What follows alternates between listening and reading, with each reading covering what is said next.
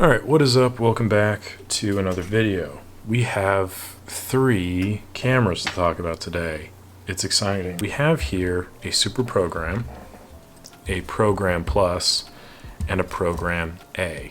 Now, for all intents and purposes, these are the exact same camera. This one is different, but these are the same. You'll notice though that there is a key difference, which is the name, and I don't really know why that was, but in some markets, this was called the Program A. I believe in Europe, in Japan, and then in America, they were sold as the Program Plus, as you can see here. And a similar thing also happened where in America, we got the Super Program, and in Japan and Europe, they got the Super A. You have a Super Program and a Super A, they're the same camera. You've got a Program Plus and a Program A, it's the same camera. But let's talk about these cameras now, these two, because they do have many differences that I think are worth touching on, and one of them, in my opinion, is slightly better than the other just by virtue of the things that it has.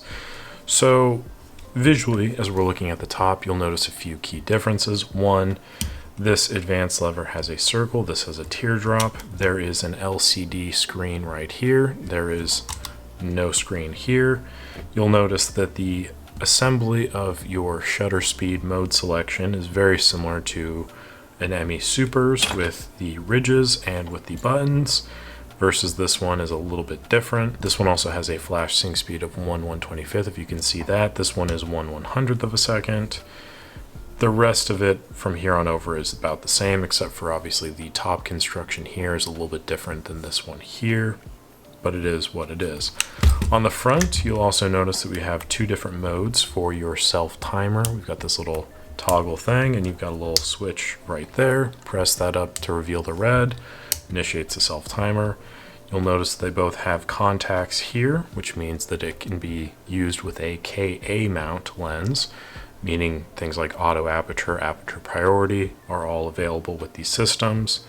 You'll also notice that it has the same grip attachment. These can be removed or added on.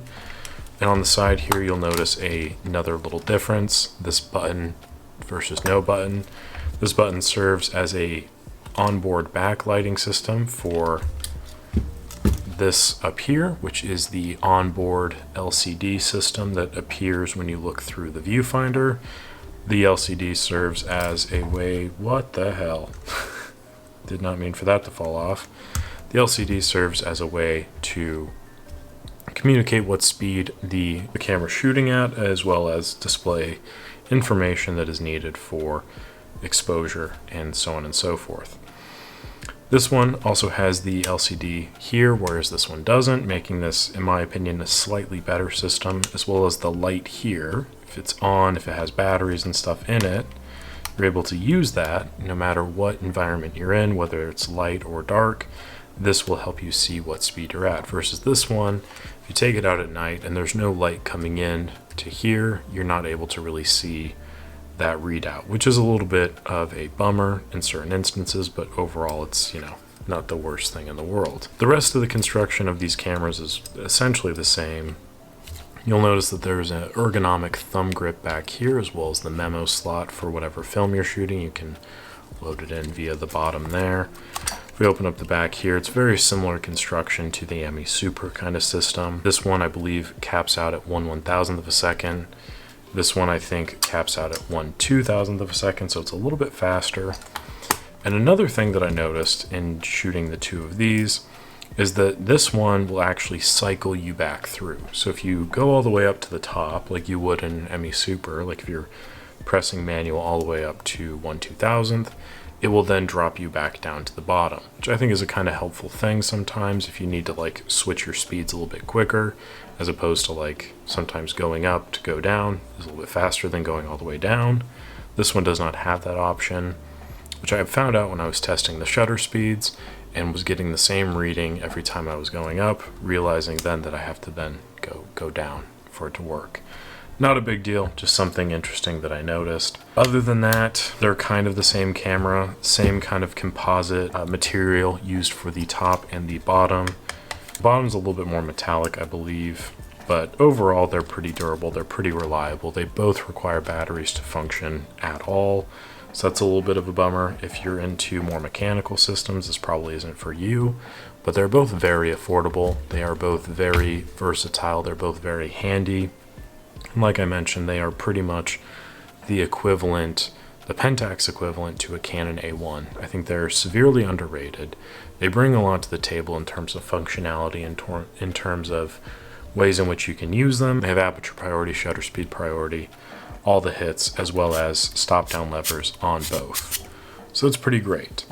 The only thing is, do you want to have this LCD? Do you not want to have this LCD? I think these are a little bit more expensive online, but it's not like too much of a price discrepancy.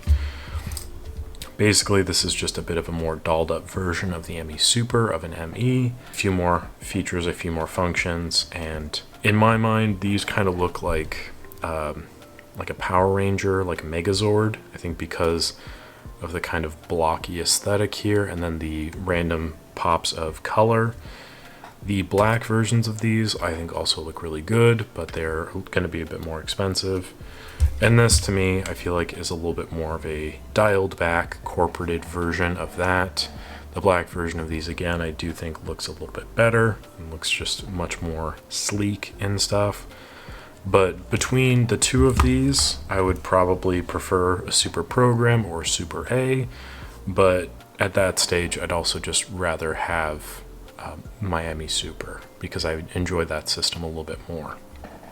So what was the point of this video? I guess mainly to discuss the differences between these two, also to help shed light on the fact that the Program Plus, the Program A, the Super Program, and the Super A, they're the same cameras, just with different names, and also share my very limited opinion and experience with these cameras.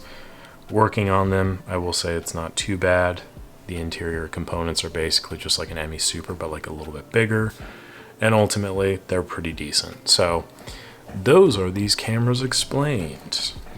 If you ever have a trivia night and that's ever a question, which I hope it isn't, but if it is, now you'll know the answers.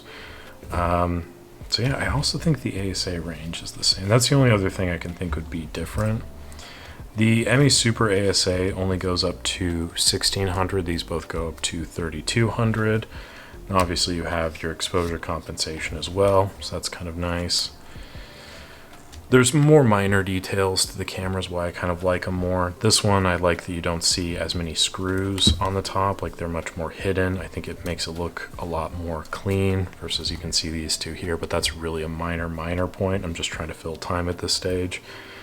And the advanced levers on these I think are roughly the same, so there's nothing to talk about too much. I just don't like this teardrop look, and I don't like, if this is how it looked when it came out, I don't like it.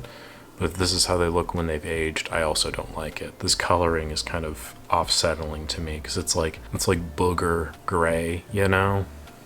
That's just what I think of when I see it. But I think that this black circle looks kind of clean. Thanks for watching. Appreciate it as always. Like the video if you enjoyed it. Subscribe to the channel so you don't miss out on future videos. Join the channel as well. Become a Bronco buddy. That's definitely appreciated. Thank you very much, and I'll catch you on the next one.